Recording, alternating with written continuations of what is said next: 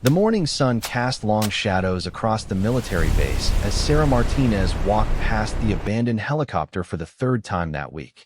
The massive aircraft sat silent on the tarmac, its rotors still and its cockpit dark.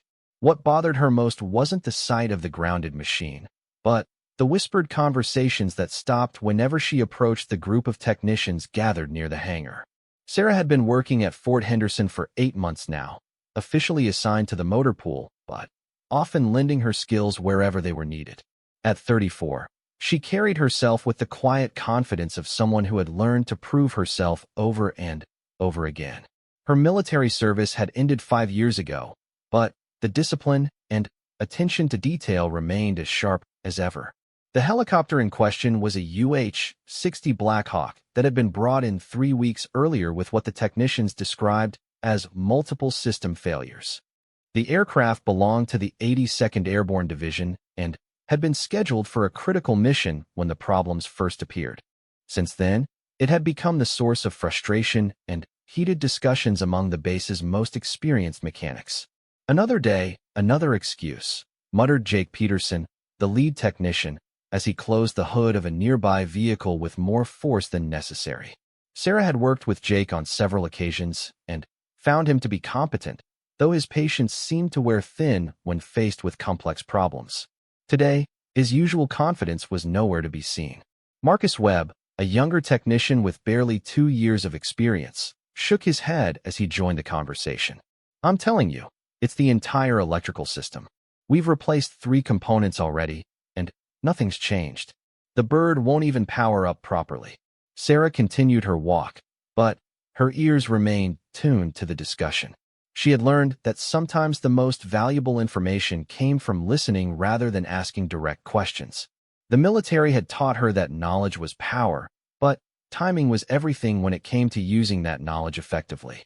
The base commander, Colonel Patricia Hayes, had made it clear during the morning briefing that the helicopter needed to be operational within the week. A training exercise involving multiple units had been scheduled, and the missing aircraft would force significant changes to the planned operations.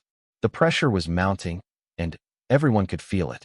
As Sarah reached the end of her usual route, she noticed Chief Warrant Officer David Kim standing near the base communications center. Kim had a reputation for being fair but demanding, and his expression suggested he was dealing with more than routine paperwork. She had worked with him twice before, both times successfully completing tasks that others had deemed too complicated or time-consuming. "Martinez," Kim called out as she passed. "Got a minute?" Sarah changed direction and approached the warrant officer. "Yes, sir. What can I do for you?" Kim gestured toward the grounded helicopter. "I assume you've heard about our situation with the Black Hawk. The technicians have been working on it for weeks without success. The bird was scheduled to participate in a joint training exercise, but at this rate, we'll have to explain to some very unhappy people why we can't meet our commitments. I've overheard some of the discussions, sir. Sounds like they're dealing with electrical issues." "That's the official story," Kim said, lowering his voice slightly. "Between you and me, I think the problem runs deeper than what they're willing to admit. 3 weeks is a long time for experienced technicians to solve what should be a straightforward repair." Sarah nodded thoughtfully. She had seen similar situations during her military service, where pride and assumptions prevented teams from considering alternative approaches. "Has anyone taken a completely fresh look at the aircraft, sir? Sometimes a different perspective can identify issues that become invisible when you're too close to the problem." Kim studied her face for a moment. "What's your background with aircraft, Martinez?" "I worked on helicopters during my deployment in Afghanistan, sir. Mostly field maintenance and emergency repairs, but I got familiar with the electrical systems on several different models. The UH-60 was one of them." "Interesting," Kim said. The technicians seem convinced that they've exhausted all possibilities. They're talking about recommending that the aircraft be sent to a specialized facility for major overhaul. That would take months and cost significantly more than anyone wants to spend. Sarah watched as another group of technicians gathered near the helicopter, their body language suggesting frustration and defeat. "Sir, if I may ask, what's prevented them from requesting additional expertise or bringing in outside consultants?" "Budget constraints and timeline pressure," Kim replied. "Plus, there's the matter of professional pride. These guys have been working on aircraft for years. Admitting they can't solve the problem would be difficult for anyone in their position. The conversation was interrupted by the arrival of Sergeant First Class Robert Torres, who served as the liaison between the maintenance crews and the command staff. Torres had been in the Army for 15 years and had developed a reputation for finding creative solutions to logistical challenges. "Chief," Torres said, acknowledging Kim with a brief nod. "Just wanted to update you on the Black Hawk situation. Peterson's team is requesting permission to order additional replacement parts. They think the issue might be with components they haven't tested yet." Kim frowned. "How much are we talking about? And how long will it take to get the parts?" "Roughly $8,000 for the parts, and at least 10 days for delivery. That assumes the parts actually solve the problem. 10 days puts us well past the exercise deadline," Kim observed. "And if the parts don't fix the issue, we're back to square one with less time and budget." Sarah listened to the exchange while considering what she knew about helicopter electrical systems. During her time in Afghanistan, she had encountered several situations where multiple component failures were actually symptoms of a single, often overlooked problem. The key was understanding how different systems interacted with each other, something that wasn't always obvious when focusing on individual components. Torres glanced at Sarah, then back at Kim. "There's something else, Chief. I've been talking to some of the other personnel, and there are concerns about how this situation is affecting morale. The technicians are starting to question their abilities, and that kind of doubt can spread quickly through a unit." Kim nodded grimly. "I've noticed the same thing. When experienced people start doubting themselves, it affects the quality of all their work, not just the problem they're struggling with." The three of them stood in silence for a moment, each lost in their own thoughts about the growing complications surrounding the grounded aircraft. Sarah found herself thinking about a similar situation she had encountered overseas, where a helicopter had been declared unfixable by multiple teams before a simple wiring issue was discovered in an unexpected location. "Sir," Sarah said finally, "would it be possible for me to take a look at the aircraft? Not to interfere with the current team's work, but maybe to offer a fresh perspective on the problem." Torres raised an eyebrow. "You have experience with Black Hawks?" "Some," Sarah replied. "But, more importantly, I've seen situations where the solution was hiding in plain sight. Sometimes it takes someone who hasn't been staring at the same problem for weeks to notice what others have missed." Kim considered the suggestion. The technicians might not appreciate having someone else second-guess their work, especially someone from outside their department. "I understand that concern, sir. But if the alternative is spending more money and time on a solution that might not work, maybe it's worth the risk of bruised egos." Torres crossed his arms. "What exactly are you proposing, Martinez? Give me access to the aircraft's maintenance records, and let me examine the helicopter during off hours, when the regular team isn't working on it. If I find something, great. If not, no harm done, and the technicians can continue with their current approach." Kim looked toward the helicopter, then back at Sarah. "You realize that if you can't solve the problem either, it might actually make things worse for morale?" "I understand that risk, sir. But I also know that sometimes the best way to break through a mental barrier is to prove that there are still possibilities that haven't been explored." The warrant officer was quiet for several seconds, weighing the potential benefits against the possible complications. Finally, he spoke. "I'll talk to Peterson about giving you access to the maintenance records. If he agrees, you can examine the aircraft tomorrow evening after the regular crew finishes for the day. But I want to be clear about one thing. You'll be working entirely on your own time, and if this creates problems with the existing team, we'll need to shut it down immediately." "Understood, sir. I appreciate the opportunity."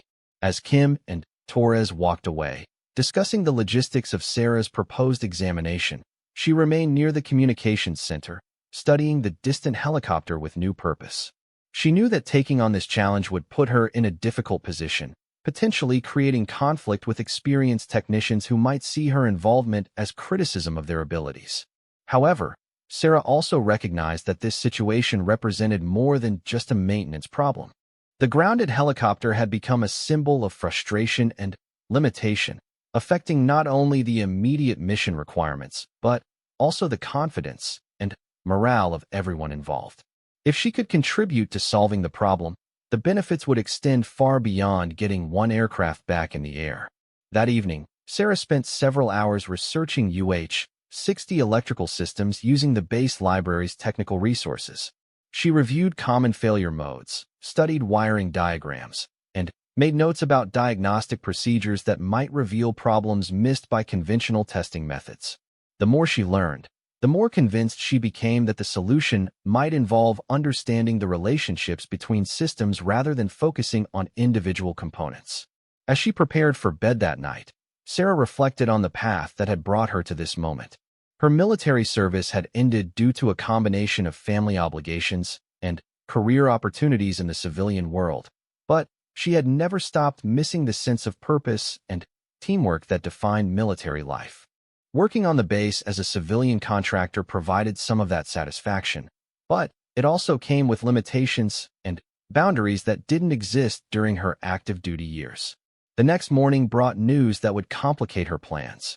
Peterson's team had discovered additional problems with the helicopter's hydraulic system, leading to speculation that the aircraft might have been damaged during its last mission rather than suffering from routine maintenance issues.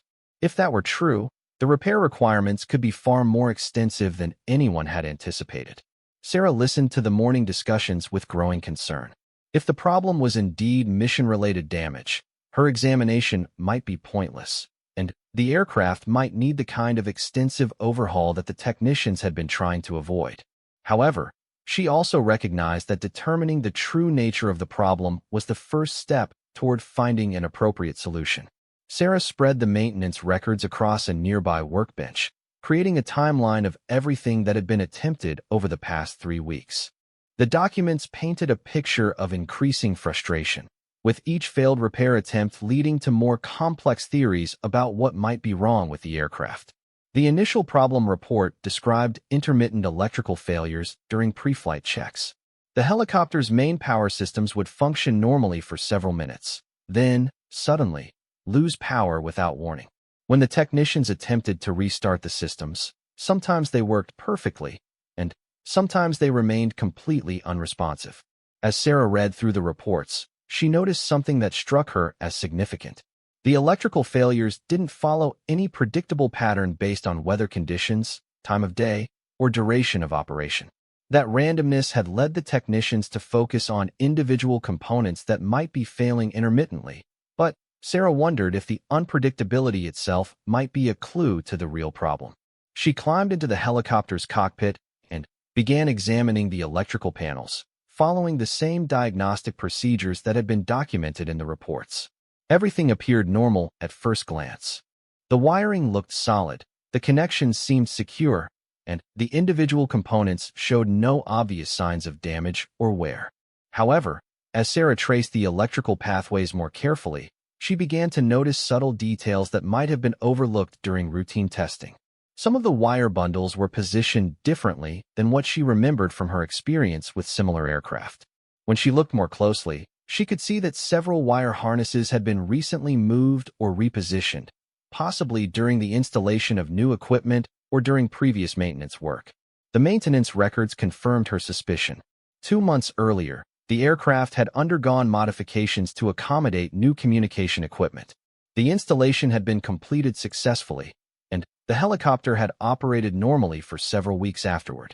However, Sarah knew that sometimes the effects of improper installation or inadequate securing of new components didn't become apparent until vibration and normal operational stresses caused gradual changes in the positioning of critical parts. She spent the next hour carefully examining every wire bundle and connection point in the areas where the new equipment had been installed. Most everything looked acceptable, but when she reached a junction box located behind the pilot's seat, she found something interesting. The box showed signs of having been opened and worked on recently, but the documentation didn't mention any specific work being performed in that location. Sarah removed the cover from the junction box and immediately saw the potential source of the helicopter's problems. Several wire connections had been disturbed during the communication equipment installation, and while they had been reconnected, the work didn't meet the standard she would have expected from experienced technicians. More importantly, one of the primary ground connections had been reconnected to what appeared to be the wrong terminal. The misconnected ground wire wouldn't cause immediate failures, but it would create an unstable electrical environment that could lead to exactly the kind of intermittent problems the helicopter had been experiencing. Under certain conditions, electrical current would flow through unintended pathways, causing systems to behave unpredictably or fail completely. Sarah photographed the junction box from multiple angles, documenting the current state of the connections before making any changes. She wanted to be absolutely certain about what she had found before presenting her conclusions to anyone else. If she was wrong about the source of the problem, her credibility would be seriously damaged, and the technician's frustration would likely increase. Using a multimeter borrowed from the maintenance shop, she began testing the electrical relationships between different connection points in the junction box. The readings confirmed her suspicions. The misconnected ground wire was creating exactly the kind of electrical instability that would cause intermittent failures throughout the aircraft systems. The solution was remarkably simple. Moving the ground wire to its correct terminal and ensuring that all connections in the junction box were properly secured would likely eliminate the electrical problems that had plagued the helicopter for weeks. However, Sarah knew that presenting this solution would require careful consideration of how it would affect the technicians who had been working on the problem. She spent another hour double-checking her analysis, testing different scenarios, and reviewing the technical documentation to make sure she understood the full implications of the wiring error. By the time she finished her examination, she was confident that she had identified the root cause of the helicopter's problems, but she was also aware that her discovery would raise uncomfortable questions about how the error had been overlooked for so long. The next morning, Sarah requested a meeting with Chief Warrant Officer Kim to discuss her findings. She had prepared a detailed report that documented the wiring problem and explained how it related to the symptoms the helicopter had been experiencing. However, she had also given considerable thought to how this information should be presented to the maintenance team. Kim listened carefully as Sarah explained her discovery, occasionally asking questions about specific technical details. When she finished her presentation, he was quiet for several minutes, studying the photographs and electrical measurements she had documented. "This is significant," Kim said finally. "If you're correct, it means the helicopter can be returned to service within a day or two, rather than the weeks or months that other solutions would require." "Yes, sir. But I'm also aware that this raises questions about the installation work that was done 2 months ago, and about why the problem wasn't identified earlier." Kim nodded grimly. "That's something we'll need to address, but the immediate priority is getting the aircraft operational again. How do you think we should proceed with informing Peterson and his team?" Sarah had been considering this question since the previous evening. "Sir, I think the best approach would be to present the findings as a collaborative discovery. The work I did built on all the testing and elimination that the technicians had already completed. Without their efforts to rule out other possibilities, I might not have been able to focus on this particular area." "That's diplomatic, but Peterson isn't stupid. He's going to realize that his team missed something relatively straightforward." "Maybe so, sir. But the important thing is solving the problem and getting the helicopter back in service. If we can do that without creating lasting resentment or damaged confidence, everyone benefits." Kim considered this approach while reviewing Sarah's documentation once more. "All right, I'll arrange a meeting with Peterson and his team for this afternoon. You'll present your findings, but we'll frame it as you suggested, as building on the work they had already done." The meeting took place in the maintenance hangar, with Peterson, Marcus Webb, and 2 other technicians gathered around the grounded helicopter. Sarah could see skepticism in their expressions as Kim introduced her and explained that she had been examining the aircraft during her off-duty time. "Martinez thinks she may have found something that relates to the electrical problems you've been dealing with," Kim explained. "I'd like her to walk through her analysis and get your thoughts on her conclusions." Peterson crossed his arms but nodded for Sarah to proceed. She began by acknowledging the extensive work the team had already completed, emphasizing how their systematic testing had ruled out most of the obvious possibilities and allowed her to focus on less likely scenarios. As she guided them to the junction box behind the pilot's seat, Sarah carefully explained her reasoning process and showed them the wiring configuration she had discovered. She presented her findings as questions rather than conclusions, asking for their opinions about the electrical relationships she had identified. Marcus Webb was the first to understand the implications of what Sarah was showing them. "Wait a minute," he said, leaning closer to examine the junction box. "Are you saying that ground connection has been wrong this whole time?" "That's what the electrical measurements suggest," Sarah replied. "But I wanted to get your input before drawing any firm conclusions." Peterson examined the wiring more carefully, using his own multimeter to verify Sarah's measurements.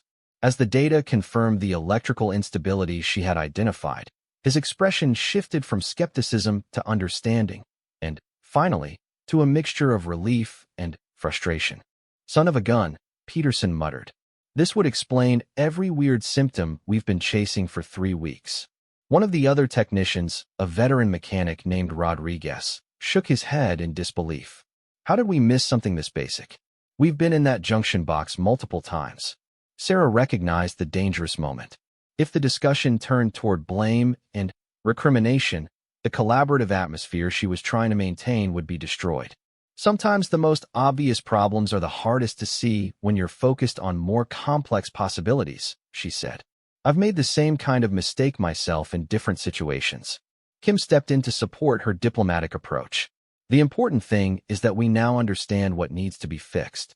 How long will it take to correct the wiring and test the systems?" Peterson was already reaching for his tools. "Give us 2 hours to make the corrections and run through the full electrical system checks.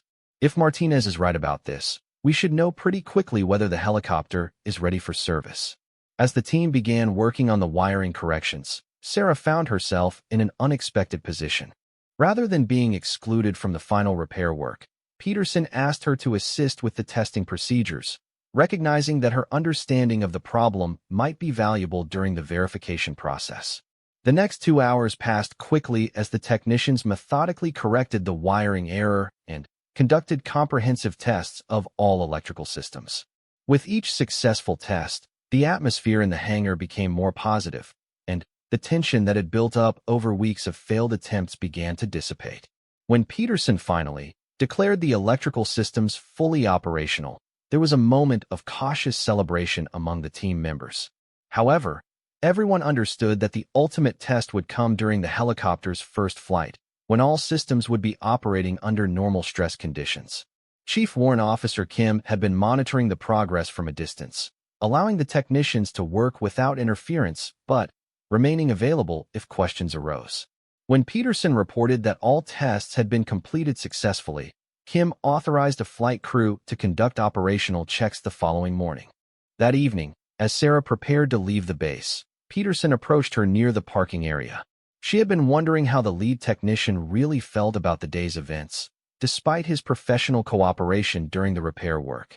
"Martinez," Peterson said, "I wanted to thank you for how you handled this situation. You could have made us look pretty foolish, but you chose to approach it differently." "I've been where you were, Peterson. Sometimes the solution comes from unexpected directions, and it doesn't reflect on anyone's abilities or experience." Peterson nodded thoughtfully. "I have to admit, when Kim first told me you wanted to look at the helicopter, I figured it was just another case of someone thinking they could solve what the experts couldn't. I was wrong about that. We all brought something valuable to solving this problem," Sarah replied. "Your team's systematic testing made it possible to identify what the real issue was. Without that foundation, I would probably still be looking in the wrong places." Word of the helicopter repair spread quickly throughout Fort Henderson, but the story took on different meanings depending on who was telling it. Some versions focused on Sarah's technical skills and her ability to find a solution that had eluded more experienced personnel.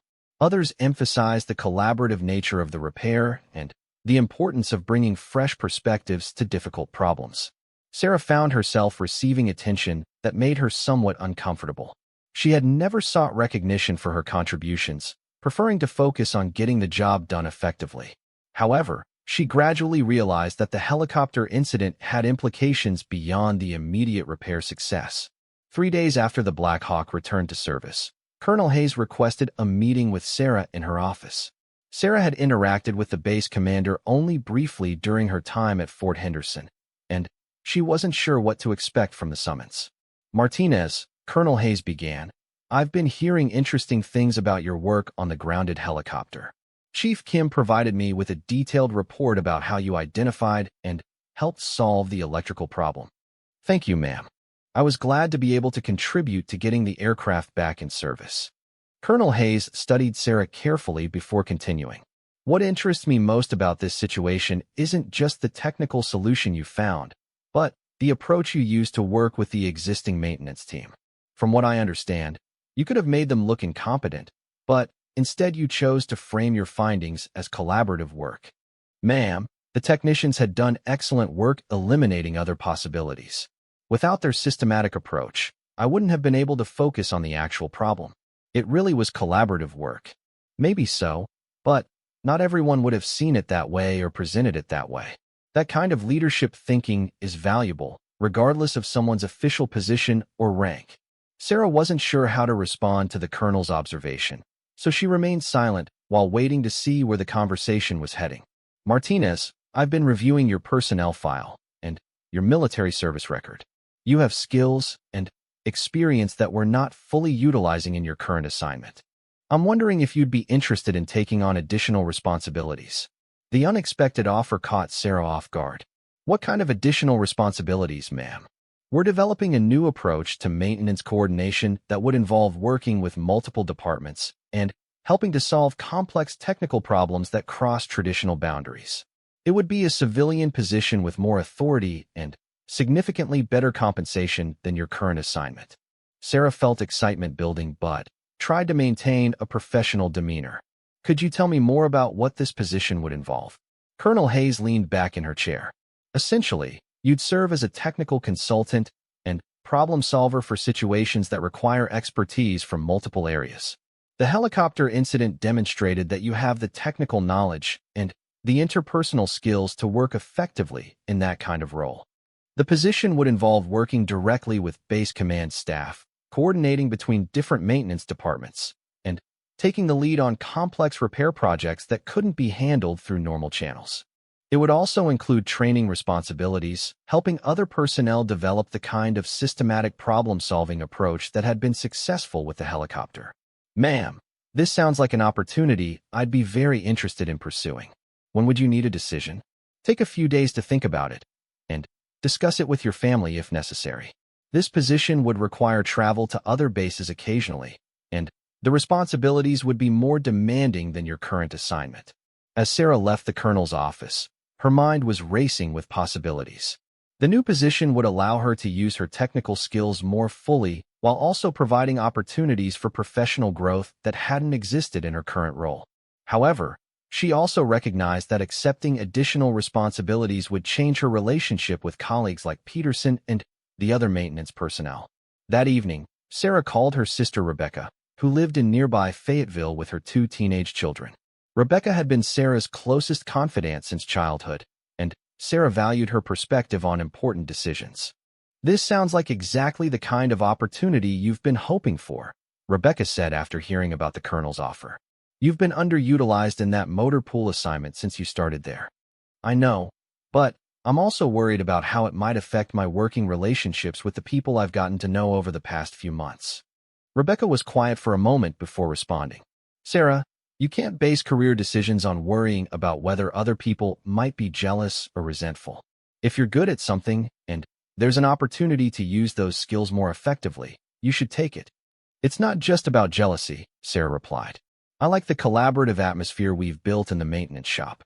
Moving into a position with more authority might change that dynamic in ways I'm not sure I want.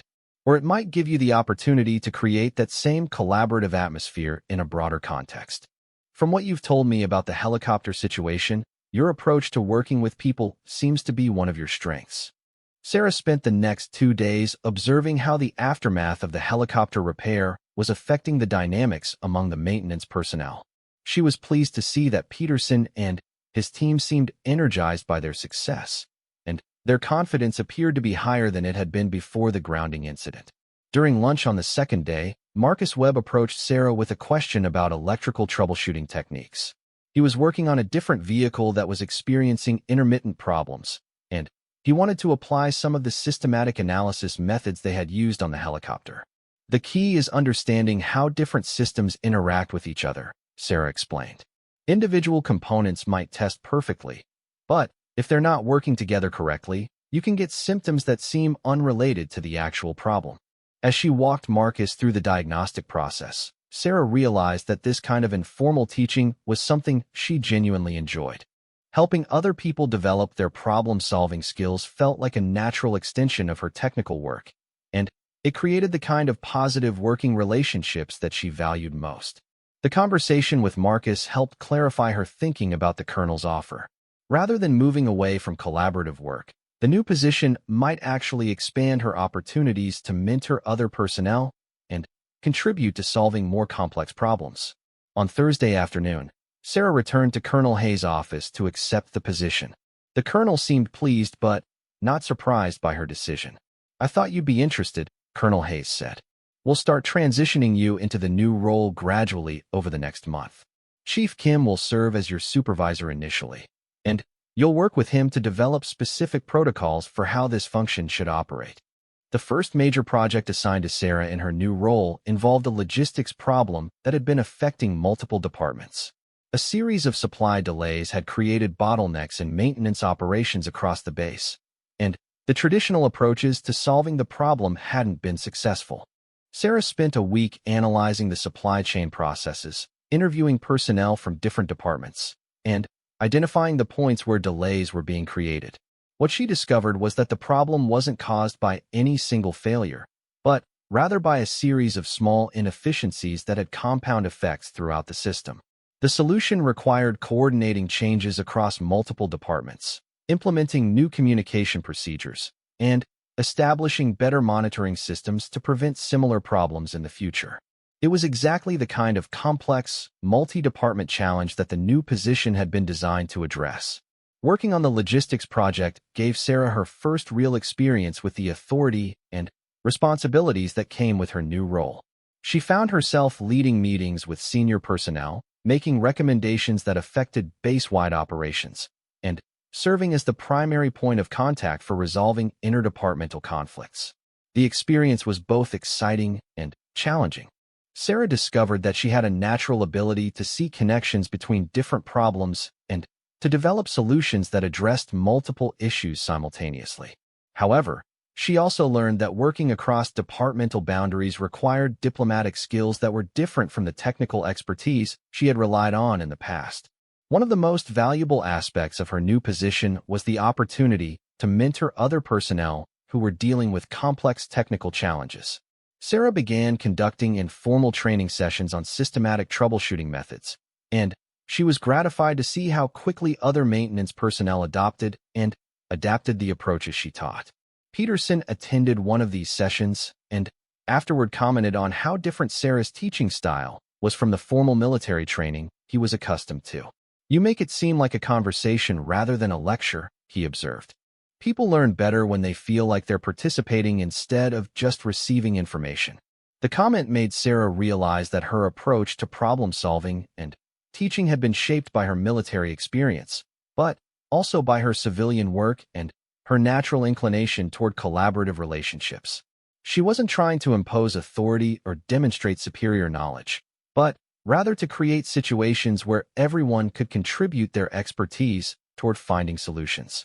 6 weeks into her new role, Sarah faced her first major crisis. A critical piece of equipment used for aircraft maintenance had failed during a routine inspection, and the failure had damaged several expensive components. The equipment was scheduled to be replaced in 3 months, but the base couldn't afford to have aircraft maintenance suspended for that long. The manufacturer claimed that the failed equipment couldn't be repaired and recommended purchasing a temporary replacement unit that would cost nearly $50,000. However, Sarah suspected that the manufacturer's assessment might be influenced by their interest in selling new equipment rather than supporting repair efforts for older systems.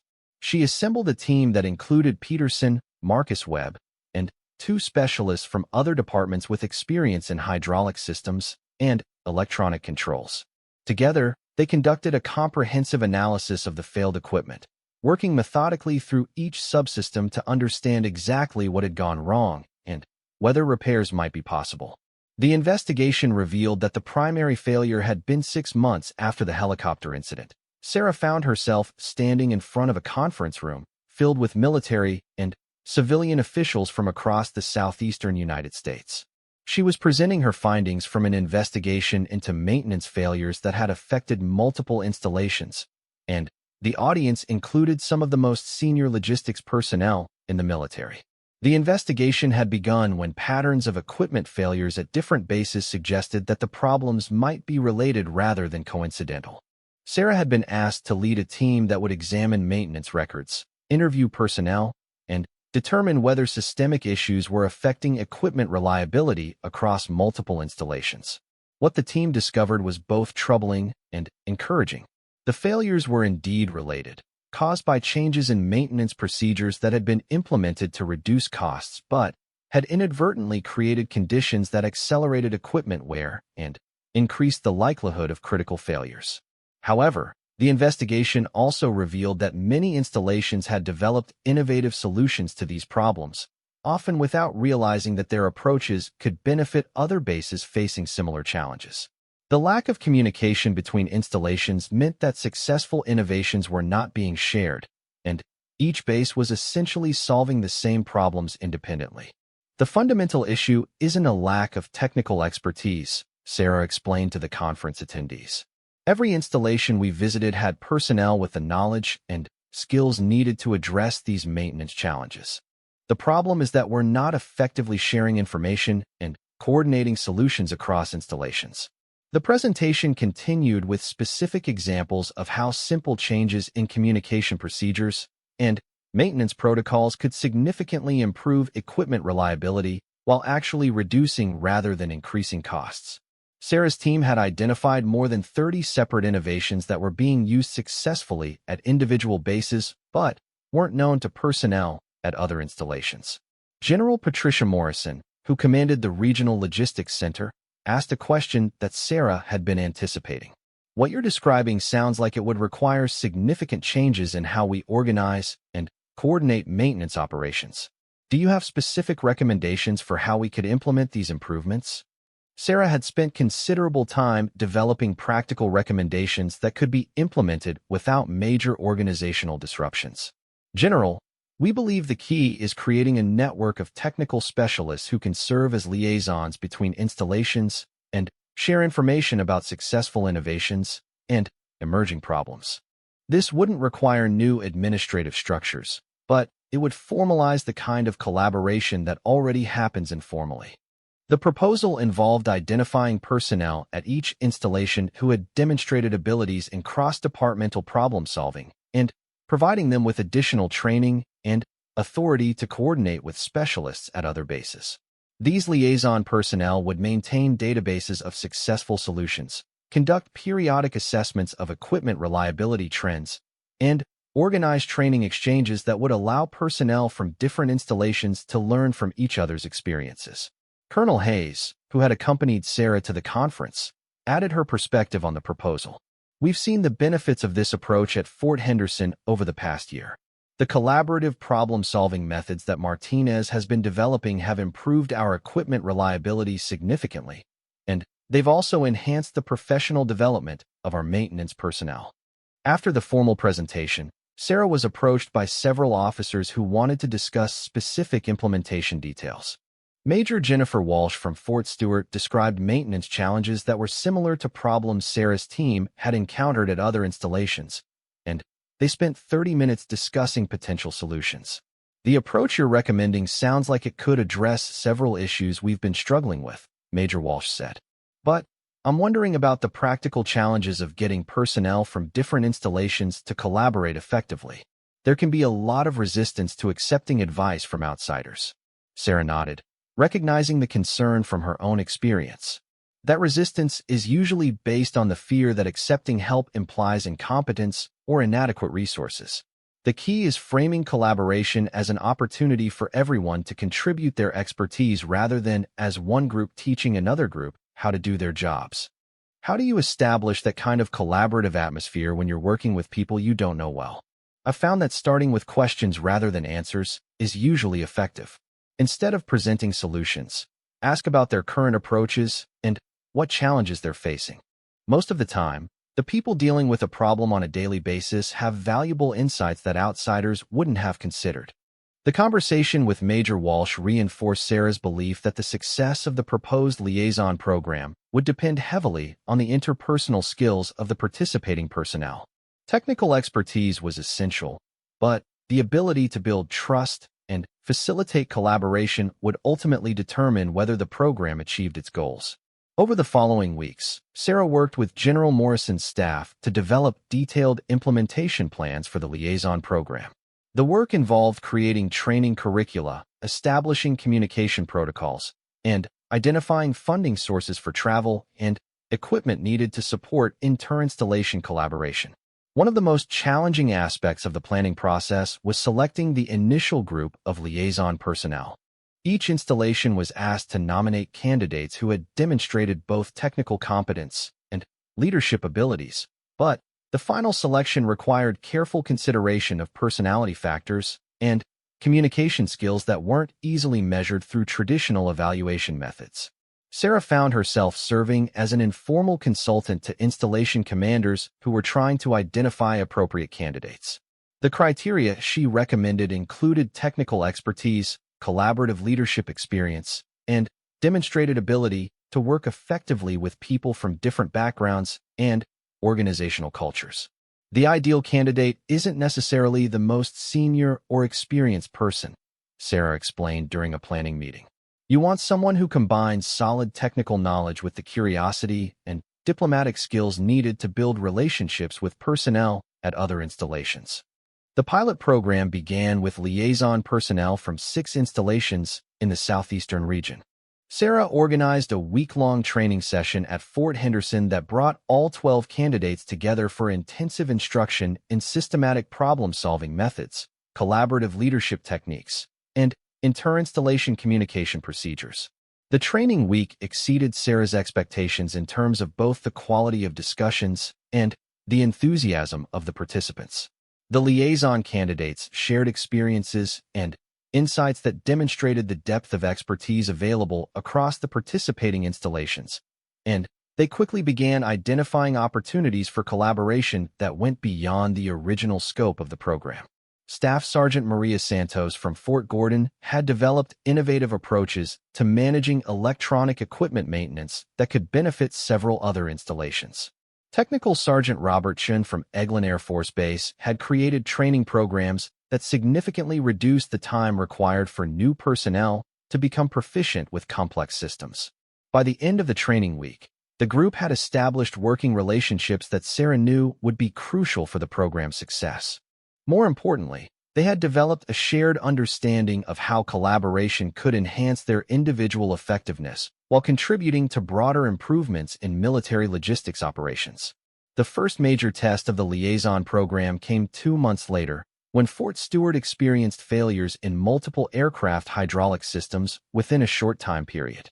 Major Walsh contacted Sarah's network, and within 24 hours, liaison personnel from 3 other installations were providing consultation and assistance based on similar problems they had encountered and resolved. The collaborative response prevented what could have been a significant operational disruption, and it demonstrated the practical value of the systematic information sharing approach that the program was designed to facilitate. More importantly, the success of this emergency response led to requests from additional installations to participate in the liaison network. As the program expanded, Sarah found herself in the unexpected role of coordinating a growing network of technical specialists whose collaborative efforts were having measurable impacts on equipment reliability and operational readiness across multiple installations. The work was demanding and required travel that sometimes kept her away from home for extended periods, but it also provided opportunities for professional growth that she had never anticipated. General Morrison recognized Sarah's contributions by recommending her for a civilian position with the Regional Logistics Center that would formalize her role as coordinator for the liaison program. The position carried significant responsibility and would involve working directly with general officers and senior civilian officials, but it also represented the kind of career advancement that Sarah had only dreamed about during her earlier military service. The decision about whether to accept the promotion required careful consideration of both professional and personal factors. The new position would provide opportunities to influence military logistics operations on a regional scale, but it would also require relocating to Atlanta and accepting responsibilities that would limit her direct involvement with hands-on technical work. Sarah discussed the decision with her sister Rebecca, who had become her primary advisor on major life decisions since their parents' deaths several years earlier. Rebecca's perspective was characteristically direct and practical. "You've built something important with this liaison program," Rebecca said. "If you don't take the promotion, someone else will be responsible for developing it further, and they might not maintain the collaborative approach that has made it successful. I know that's true, but I also worry about getting too far removed from the technical work that I actually enjoy doing. Administrative responsibilities can become consuming, and I don't want to lose the hands-on problem-solving that attracted me to this field in the first place." Rebecca was quiet for a moment before responding. "Sarah, you've always been someone who could see connections that other people missed. That's what made you successful with the helicopter problem, and it's what has made the liaison program work. Those skills are just as valuable at a regional level as they are with individual equipment problems."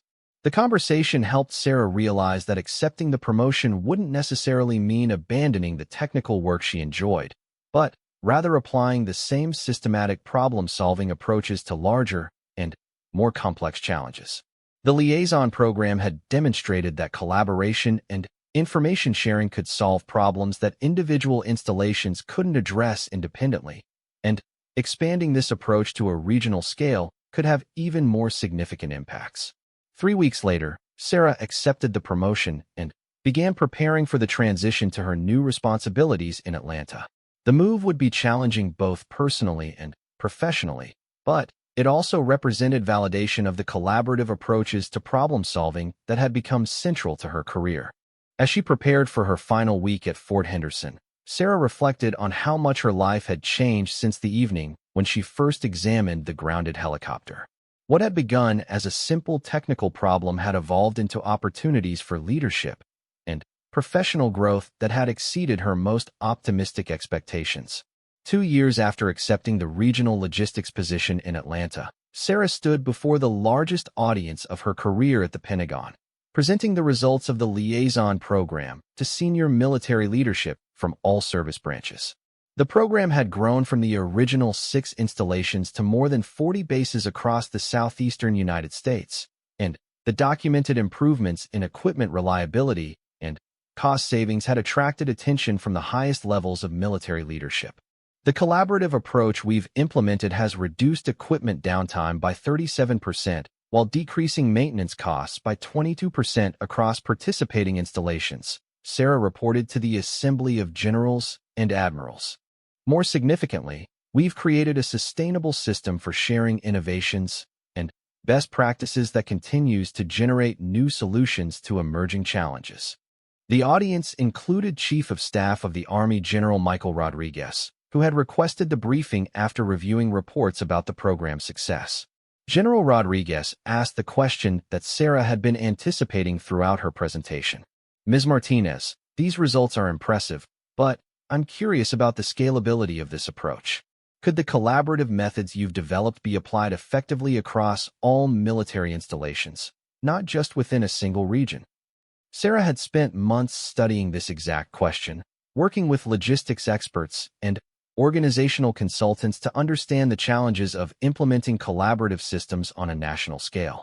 "General, our analysis suggests that the principles can definitely be scaled up, but success would depend on maintaining the personal relationships and trust that have been crucial to regional success." The scaling challenge wasn't primarily technical or administrative, but rather cultural.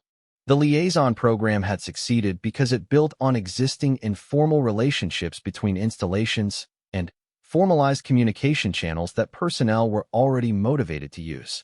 Expanding to a national level would require creating similar trust and motivation among personnel who had no existing relationships. Sarah's recommendation was to implement the expansion gradually, using the existing regional programs as models and training centers for liaison personnel from other areas. This approach would allow successful collaborative cultures to develop organically rather than being imposed through administrative directives.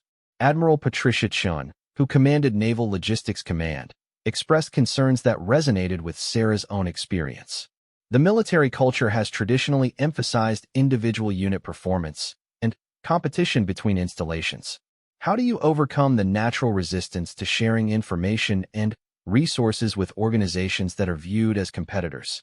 Admiral, that resistance usually comes from the fear that collaboration will somehow diminish individual unit recognition or advancement opportunities. Our experience has shown that the opposite is actually true. Units that participate actively in collaborative programs tend to receive more recognition because their innovations and successes become visible to a much broader audience. The presentation concluded with specific recommendations for implementing a national expansion of the liaison program over a 3-year period. The proposal included funding requirements, organizational structures, and metrics for measuring success, but the heart of the recommendation focused on identifying and training personnel who could serve as effective collaborative leaders. After the formal briefing, Sarah was approached by Colonel Sandra Williams, who served as Special Assistant to the Secretary of Defense for Logistics Innovation. Colonel Williams had been following the liaison program's development and had specific questions about Sarah's role in scaling up the collaborative approach. Martinez, the Secretary is very interested in your work, particularly the way you've combined technical expertise with organizational innovation. There's a possibility that we might want to create a new position focused on military-wide logistics collaboration, and your name has been mentioned as a potential candidate. The prospect of working at the Pentagon level was both exciting and daunting. Sarah had learned to appreciate the opportunities for large-scale impact that came with senior positions, but she had also maintained her preference for work that involved direct problem-solving and personal relationships with technical personnel. Colonel, could you tell me more about what this position might involve? I want to make sure I understand the scope and responsibilities before expressing any interest. Colonel Williams explained that the proposed position would involve coordinating collaboration programs across all service branches, working directly with senior leadership to implement innovation initiatives, and serving as the primary advocate for collaborative approaches within the Pentagon bureaucracy. Essentially, you'd be responsible for taking the success you've achieved at the regional level and making it work on a national scale. The position would report directly to the Deputy Secretary of Defense and would have significant authority to implement changes in logistics policies and procedures. The conversation continued over lunch, with Colonel Williams describing the political and organizational challenges that would be involved in implementing collaborative systems within the traditional Pentagon structure. Sarah realized that accepting such a position would require her to develop skills in bureaucratic navigation and policy development that were quite different from the technical and interpersonal expertise that had brought her to this point. Over the following weeks, Sarah found herself in extensive discussions with senior Pentagon officials about the feasibility and requirements for a national collaboration program.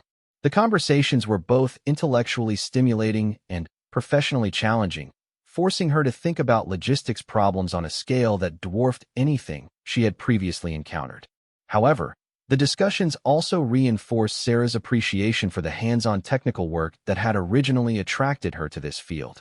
The Pentagon meetings involved hours of policy analysis and bureaucratic planning, but very little direct problem-solving or personal interaction with the maintenance personnel whose work was being affected by these high-level decisions. During a particularly lengthy planning session, Sarah found herself thinking about Peterson, Marcus Webb, and the other maintenance personnel back at Fort Henderson. The collaborative culture they had built together had been based on mutual respect and shared commitment to solving practical problems, not on administrative directives or policy documents. The realization helped clarify Sarah's thinking about the Pentagon opportunity. While she understood the potential impact of working at the national level, she also recognized that her most effective contributions had come from direct involvement with technical personnel who were dealing with real-world problems on a daily basis. Sarah's decision was influenced by an unexpected phone call from Major Walsh at Fort Stewart. A new maintenance crisis had emerged that was affecting multiple installations in the southeastern region, and The liaison network was coordinating a collaborative response. Major Walsh wanted Sarah's input on the technical aspects of the problem and her recommendations for organizing the multi-installation effort. Sarah, we're dealing with failures in a new type of electronic component that's used in several different aircraft systems. The manufacturer claims the failures are due to improper installation, but our people are convinced there's a design flaw. We need someone who can coordinate between the technical teams at different installations and help us present a unified analysis to higher headquarters. The conversation reminded Sarah of why she had been drawn to this work in the first place. The combination of technical problem-solving, collaborative leadership, and direct impact on military readiness represented exactly the kind of challenge that she found most rewarding. After the call with Major Walsh, Sarah requested another meeting with Colonel Williams to discuss modifications to the Pentagon position that would allow her to maintain more direct involvement with regional collaboration efforts. Colonel, I'm very interested in contributing to a national expansion of the collaboration program, but I'd like to propose a different approach to the position you've described. Instead of being based full-time in Washington, what if we created a role that involved spending significant time at installations around the country, working directly with liaison personnel, and maintaining hands-on involvement with technical problems? Colonel Williams was initially skeptical about the unconventional approach, but she became more interested as Sarah explained how direct field involvement could actually enhance the effectiveness of national-level coordination. The liaison program has succeeded because it's based on real relationships between real people who trust each other's expertise, Sarah argued. Maintaining that personal connection becomes more challenging as the program expands, but it's also more important. Someone needs to serve as the human face of the collaborative network, and that requires spending time at installations rather than sitting in Pentagon conference rooms. The modified position that eventually emerged from these discussions represented an innovative approach to senior-level logistics coordination. Sarah would serve as Director of Field Collaboration, with responsibility for National Liaison Program coordination, but with the requirement that she spend at least half her time at installations working directly with technical personnel. The position allowed Sarah to maintain the hands-on problem-solving that she valued most while also providing opportunities to influence military logistics at the highest levels. More importantly, it formalized the principle that effective collaboration required personal relationships that could only be built through direct involvement with the people doing the work. Sarah's first major assignment in the new role involved coordinating responses to a series of equipment failures that were affecting military installations worldwide. The problems were similar to issues that had been addressed successfully through the Regional Liaison Program, but the global scope required developing new approaches to communication and coordination across time zones and cultural differences. The project took Sarah to installations in Europe, Asia, and the Pacific, where she worked with local personnel to adapt collaborative problem-solving methods to different operational environments and organizational cultures.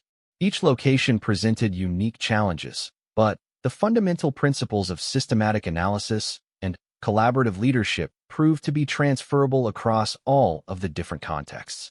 Working internationally also provided Sarah with perspectives on military logistics that she had never considered during her regional work. Equipment reliability problems that seemed minor within the context of well-supplied American installations became critical issues for forward-deployed units operating in austere environments with limited maintenance resources. The global experience reinforced Sarah's belief that the most effective solutions usually emerged from understanding problems from multiple perspectives and bringing together expertise from different sources. However, it also demonstrated the importance of adapting collaborative approaches to local conditions rather than trying to impose standardized procedures that might not be appropriate for specific operational environments. After 18 months in the director position, Sarah had established collaborative networks that connected more than 200 military installations worldwide. The documented improvements in equipment reliability and operational readiness had attracted attention from civilian government agencies and private sector organizations that were dealing with similar coordination challenges. The success of the military collaboration programs led to invitations for Sarah to speak at conferences and consult with organizations that wanted to implement similar approaches to systematic problem-solving and cross-departmental coordination. These opportunities provided additional validation that the principles she had developed were applicable far beyond military logistics. However, the external recognition also created new decisions about her career direction. Private sector consulting opportunities offered significantly higher compensation and more flexibility than government service, while academic institutions expressed interest in having her develop formal curricula based on her collaborative leadership methods. As Sarah considered these various opportunities, she found herself returning to the fundamental question that had guided her career since the helicopter incident at Fort Henderson. Where could she make the most meaningful contribution to solving important problems?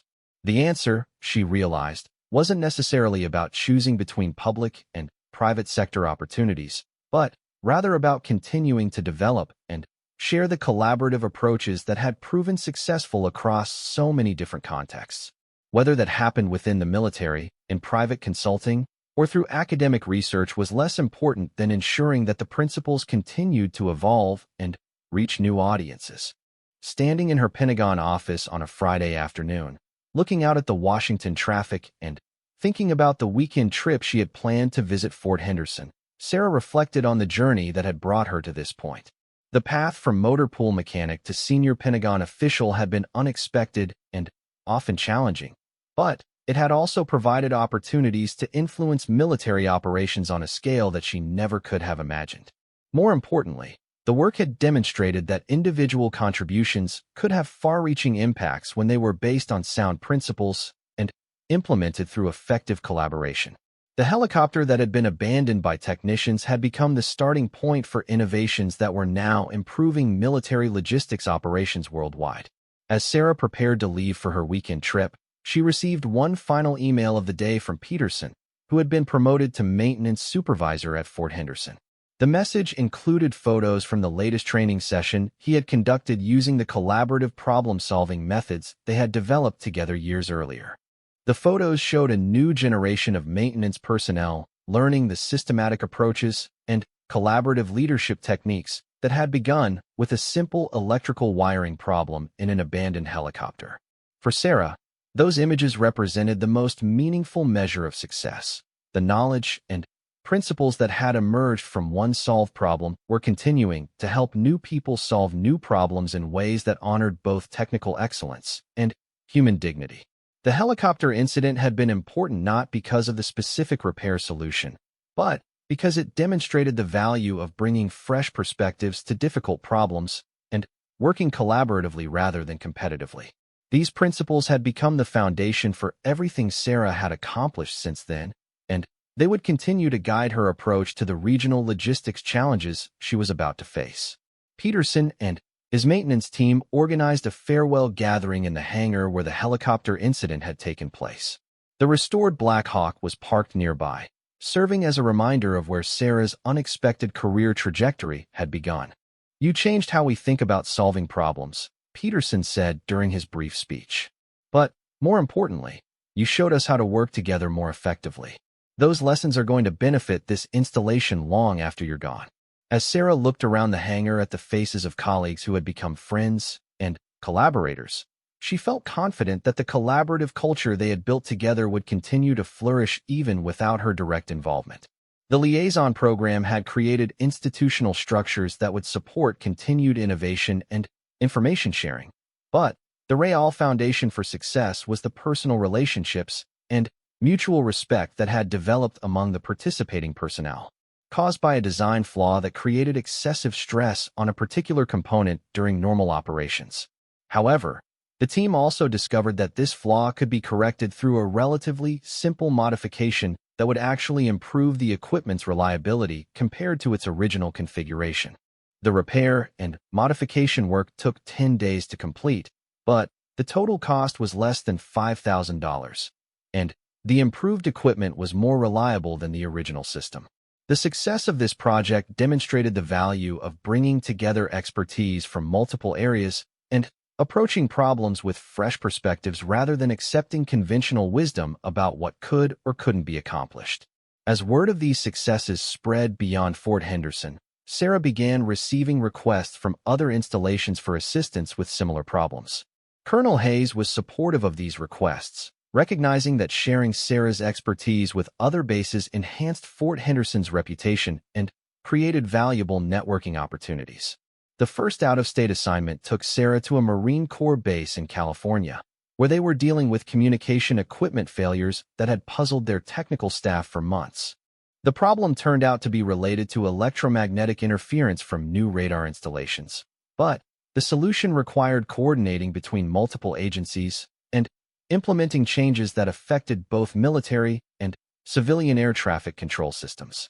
Working on this project exposed Sarah to levels of complexity and bureaucracy that she hadn't encountered before, but it also demonstrated how the problem-solving approaches she had developed could be applied to challenges much larger than individual equipment repairs. The successful resolution of the communication problems led to additional requests for consultation services, and Sarah realized that her career had taken a direction she never could have anticipated when she first started working at Fort Henderson. More importantly, each successful project reinforced her belief that the most difficult problems usually required collaboration between people with different types of expertise, and that solutions often emerged from paying attention to details that others had overlooked or dismissed as unimportant.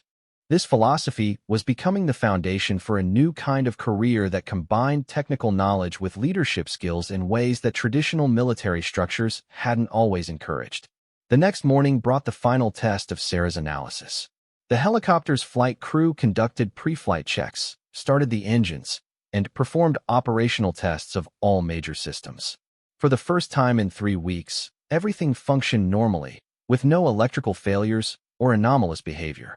When the Black Hawk lifted off for its first test flight since being grounded, Sarah watched from the maintenance hangar along with Peterson and his team. The aircraft performed flawlessly during a 30-minute flight that included tests of all electrical and hydraulic systems under various operational conditions. As the helicopter returned to its landing pad, Kim joined the group of maintenance personnel who had gathered to observe the flight. "Outstanding work, everyone," he said. "The aircraft will be ready for the training exercise on schedule." Sarah felt a deep sense of satisfaction, not just because the problem had been solved, but because it had been accomplished in a way that preserved the dignity and confidence of everyone involved. The success belonged to the entire team, and the collaborative approach had strengthened rather than damaged the working relationships among the maintenance personnel. When evening arrived, Sarah made her way to the hangar where the Black Hawk waited in mechanical silence. Peterson had agreed to provide her with access to the maintenance records, though his manner suggested skepticism about her chances of success. The hangar was quiet except for the distant sounds of activity from other parts of the base, creating an atmosphere of focused concentration that Sarah had always found conducive to complex problem-solving. As she opened the thick folder containing weeks of diagnostic reports, test results, and component replacement records, Sarah began to see patterns that might not have been obvious to technicians working on the problem day by day. The story told by the documents suggested a cascade of failures that had started with relatively minor issues, but had grown progressively more complex as additional systems became affected. The real work was about to begin, and Sarah knew that the next few hours would determine whether her theory about hidden solutions was correct or whether the experienced technicians had been right all along about the extent of the helicopter's problems.